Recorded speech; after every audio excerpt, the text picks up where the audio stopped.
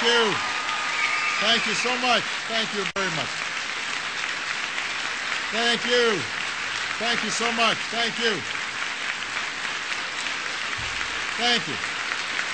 Thank you very much. Thank you. Please have a seat. Thank you. Thank you so much. Francis, thank you for the extraordinary introduction. I want to echo what has just been said about my Secretary of HHS. She is, I just think, outstanding. She hit the ground running. And with all the burdens that she carries, she always has a sense of fun and energy, and it's just good to be around. So please give Kathleen Sebelius a big round of applause.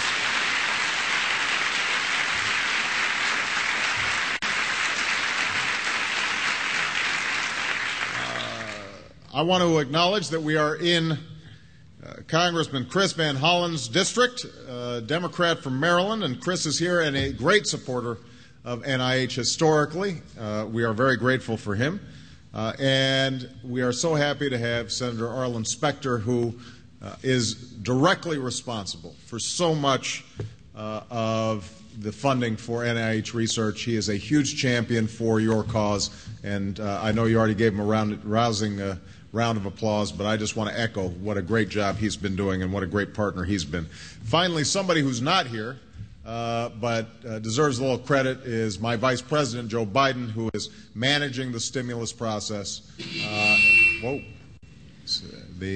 That's Joe trying to call in. Joe is doing a great job, and but he is pretty tough when it comes to tracking the money, and so he's going to be paying attention, Doc, to make sure that it's going where it's supposed to be going. Before I begin my remarks about this extraordinary institution, I want to say a word about the tragic events that took place yesterday in America Samoa. My deepest sympathies are with the families who've lost loved ones and the many people whose lives have been affected by the earthquake and the tsunami. To aid in the response, I've declared this a major disaster to speed the deployment of resources. And FEMA, the Federal Emergency Management Agency, is working closely with emergency responders on the ground, and the Coast Guard is helping to provide immediate help to those in need. We also stand ready to help our friends in neighboring Samoa and throughout the region, and we'll continue to monitor this situation closely as we keep the many people who've been touched by this tragedy in our thoughts and in our prayers. Now, today I'm here to talk about our nation's commitment to research. I want to thank Dr. Collins and his team for showing me and Kathleen some of the extraordinary, groundbreaking research being done at the National Institutes of Health. The work you do is not easy. It takes a great deal of patience and persistence, but it holds incredible promise for the health of our people and the future of our nation and our world. That's why I'm here today. And for decades, the NIH has been at the forefront of medical invention and innovation, helping to save countless lives and relieve untold suffering. And yet, if we're honest, in recent years, we've seen our leadership slipping as scientific integrity was at times undermined and research funding failed to keep pace. We know that the work you do would not get done if left solely to the private sector. Research does not lend itself to quick profit, and that's why places like the NIH were founded. And that's why my administration is making a historic commitment to research and the pursuit of discovery. And that's why today we're announcing that we've awarded $5 billion, that's with a B, in grants through the Recovery Act to conduct cutting-edge research all across America, to unlock treatments to diseases that have long plagued humanity, to save and enrich the lives of people all over the world. This represents the single largest boost to biomedical research in history. Now,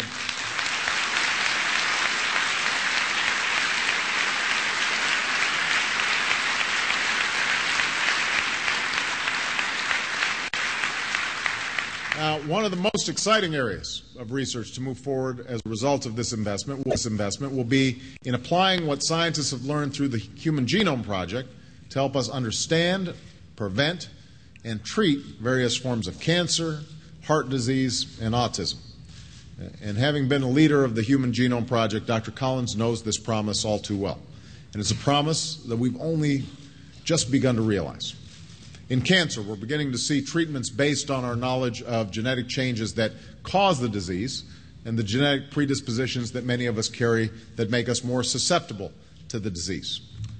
But we've only scratched the surface of these kinds of treatments because we've only begun to understand the relationship between our environment and genetics in causing and promoting cancer. So, through the Recovery Act, the NIH is expanding the Cancer Genome Atlas, collecting more than 20,000 tissue samples to sequence the DNA of more than 20 types of cancer.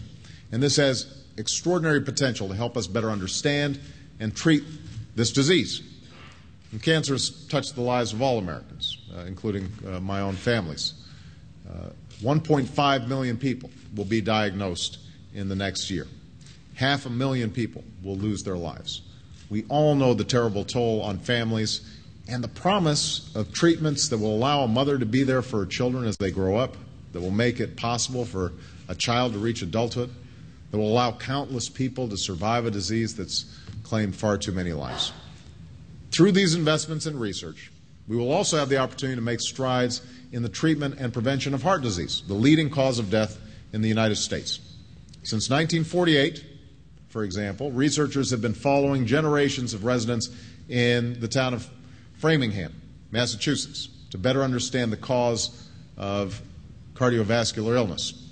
Now we have a chance to study the DNA of these participants and connect what we know after decades of observation to what we'll soon know about their genetic makeup.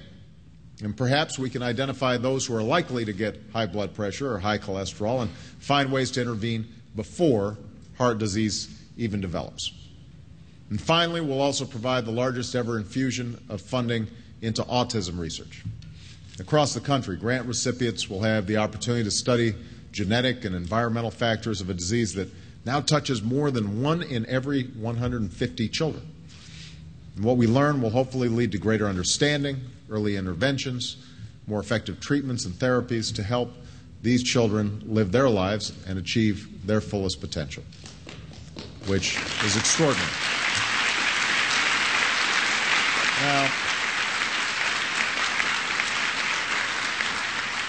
Now, we know that these investments in research will improve and save countless lives for generations to come.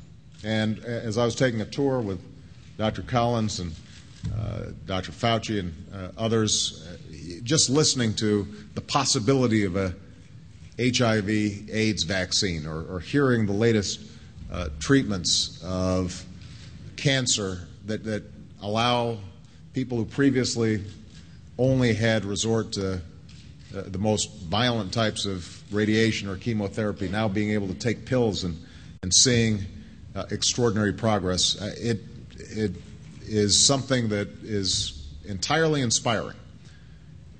But we also know that these investments will save jobs.